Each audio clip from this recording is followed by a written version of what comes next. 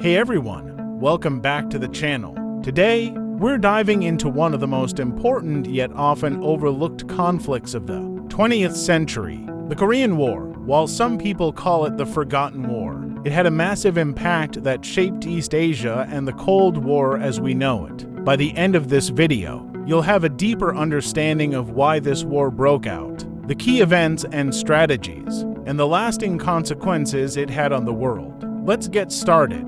To understand the Korean War, we first have to look back to the end of World War II, when Japan surrendered in 1945. It left Korea, a colony it had controlled for 35 years, up for grabs, but with the US and the Soviet Union emerging as the world's superpowers, Korea was suddenly caught between two ideologies, democracy and communism. To avoid conflict, Korea was split along the 38th parallel. The North under Soviet influence, and the South under American influence, but this was never meant to be a permanent division, only a temporary one until Korea could hold free elections. However, the Cold War intensified, and both superpowers started setting up rival governments. By 1948, Korea had two competing states, Kim Il-sung's communist North Korea and Syngman Rhee's anti-communist South Korea. This division, along with the global Cold War tension, is what laid the groundwork for the Korean War.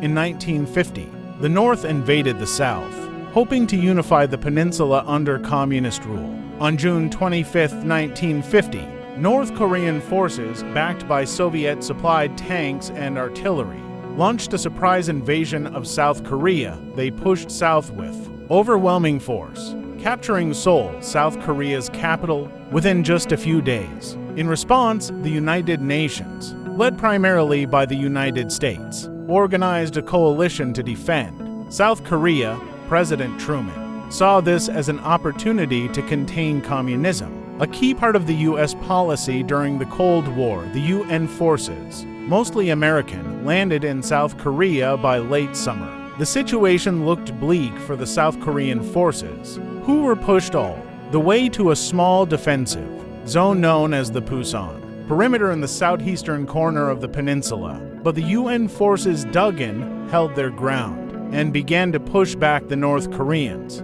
Then, in September 1950, General Douglas MacArthur launched a risky but brilliant counterattack, the Incheon Landing. MacArthur's forces landed at Incheon, a port far behind North Korean lines. This unexpected move helped turn the tide, allowing UN forces to recapture Seoul and push the North Korean army all the way back to the 38th parallel. Now, it might have ended there with North Korea retreating, but this is when things escalated again. As UN forces advanced toward the Yalu River on the border with China, Beijing felt threatened. The Chinese government, led by Mao Zedong, feared a Western-aligned Korea right on its border. So, in October 1950, China entered the war, sending hundreds of thousands of volunteers across the border to support North Korea. The Chinese counteroffensive was fierce and unexpected. In sub-zero temperatures and harsh mountainous terrain, UN troops found themselves overwhelmed, eventually retreating back south of the 38th parallel. By early 1951, both sides were effectively in a stalemate. From 1951 to 1953, the war entered a brutal stalemate. Both sides dug into heavily fortified positions, reminiscent of World War I trench warfare. Soldiers endured harsh winters, frequent artillery bombardments, and hand-to-hand combat for control of small hills or villages. Meanwhile, peace talks started in the village of Panmunjom, but progress was painfully slow. One major sticking point was the fate of prisoners of war, many captured.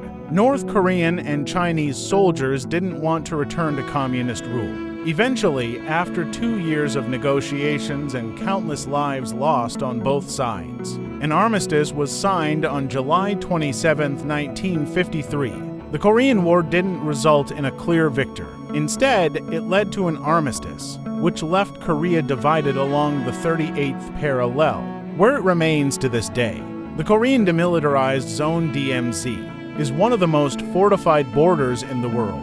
Though it's sometimes called the Forgotten War, The Korean War had huge consequences. It intensified the Cold War, led to a stronger U.S. presence in Asia, and impacted countless Korean families. The division between North and South Korea still defines the peninsula, with both countries developing along very different paths. South Korea, with U.S. support, has since developed into a democratic, economically prosperous country, while North Korea remains isolated under a regime led by Kim Il-sung's successors. This conflict still affects geopolitics today, with tensions occasionally flaring up between the North and the South.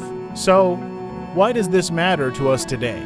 The Korean War set the stage for modern East Asian geopolitics and was one of the first real clashes of the Cold War era.